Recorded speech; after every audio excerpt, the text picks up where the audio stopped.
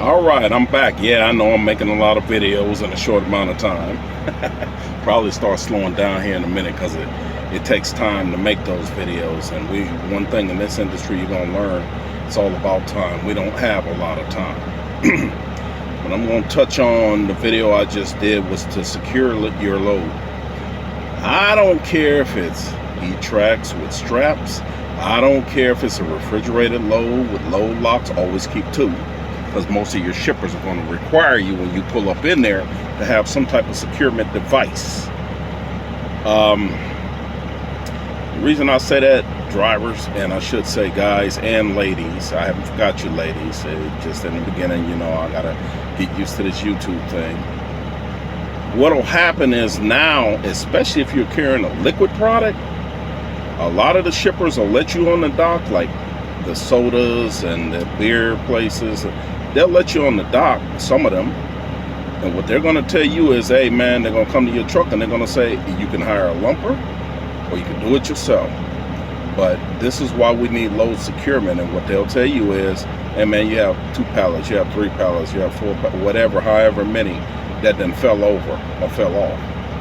That comes with load securement. See, you don't have to put it so deep to where, because the load's going to shift, I can guarantee you. But with those straps, with those load bars in there, you can almost guarantee they're not going nowhere. I mean, load bars, they do fall, but the other one, if you put them in there tight enough, they should hold. But because of the refrigeration and the wetness, a lot of times load bars will fall. If you have E-tracks, it's much easier because them straps are not going nowhere. They're built to, I mean, ask your flatbed drivers, you know what I'm saying? They have to secure their load constantly, every so many hundred miles. And you see them on the side of the highway, strapping, making sure the straps are tight, because see, they can't make a sharp turn. You're with a dry van or you with a reefer, you can kind of get away with it, but you want to be careful. But that causes the load to shift. The faster you turn, the harder you turn, the more the load is going to shift. If you're jerking on it, load's going to shift. Okay, that's why you need those straps, and that is why you need those load locks or load bars, whatever. Because if DOT get up in there and they say, okay, break the seal, driver, because they can do that. Break your seal, and all they'll do is sign your paperwork and put another DOT seal on it, because you'll see that when you run through Canada and things like that. But what they'll do is when they get back there, that's another strike against you. More money. See, I'm trying to save you money here, because I'm on my way out here, not too in the distant future. But if I can leave something for you youngsters, that's one of the things. You want to make sure that your load is secure. It is your job, it is your responsibility, because the first thing they want to do is come what they call overs, shortage, and damage. You have to slam on your brakes for one of these 4-wheelers, guess what that load gonna do? Shift. If you have to avoid a deer in the road, which you shouldn't do, run his ass over if you got the bars in the front. But if you should have to move over quickly for whatever reason, guess what that load's gonna do? Shift. I've seen it too many times. So I'm saying that to you to say, secure your load, drivers. Especially if you're newer than me. The old heads, we already know, we've been through it. And you're not gonna get paid to restack that load. They'll show you how to do it, but they're not gonna help you. A lot of these places now, they're like, they don't have the extra manpower to do that. So you're gonna have to do it. And guess what? If you got 4 or 5 pallets in there, you can wait all day. And what they'll do is just reject the load.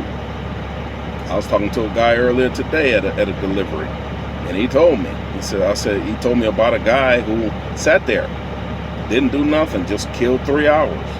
And what did he do? He went to his boss. The boss said, just reject it.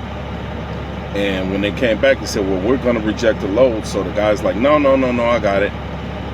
He came back a second time. So you never know when you're going to go back to the same shipper or the same receiver. That's why I told you, do your due diligence. You catch more flies with honey than you do vinegar. Instead of getting upset with these people, work it out. You know what to do from the last video I told you. If you don't and you got an attitude walking up in there, they're not going to forget you.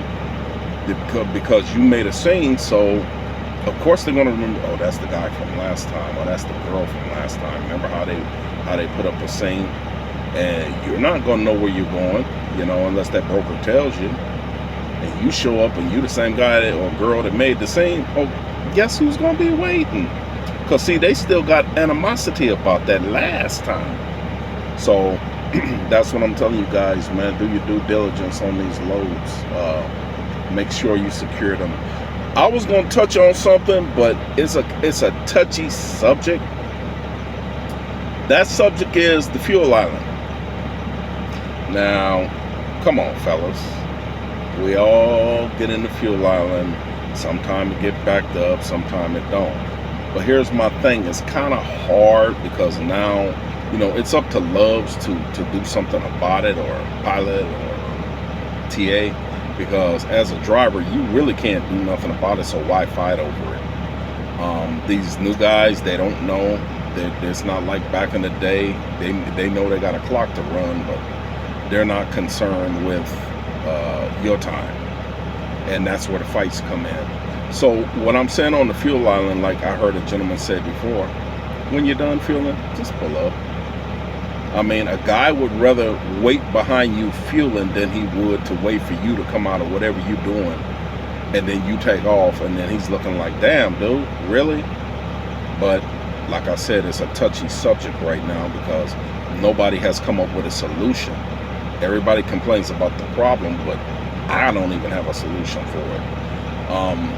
What I used to tell my trainees when I was training them at the big blue over there, you know who you are, Mr. W.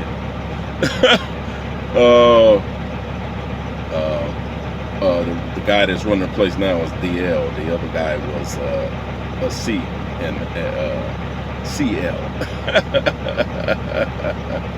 Anyway, what I used to tell my trainees was, if you're running at night and you're running 2 people, it's easy to get into the fuel island between 2, 3, 4, because everybody's sawing logs and there's drool coming out their mouth.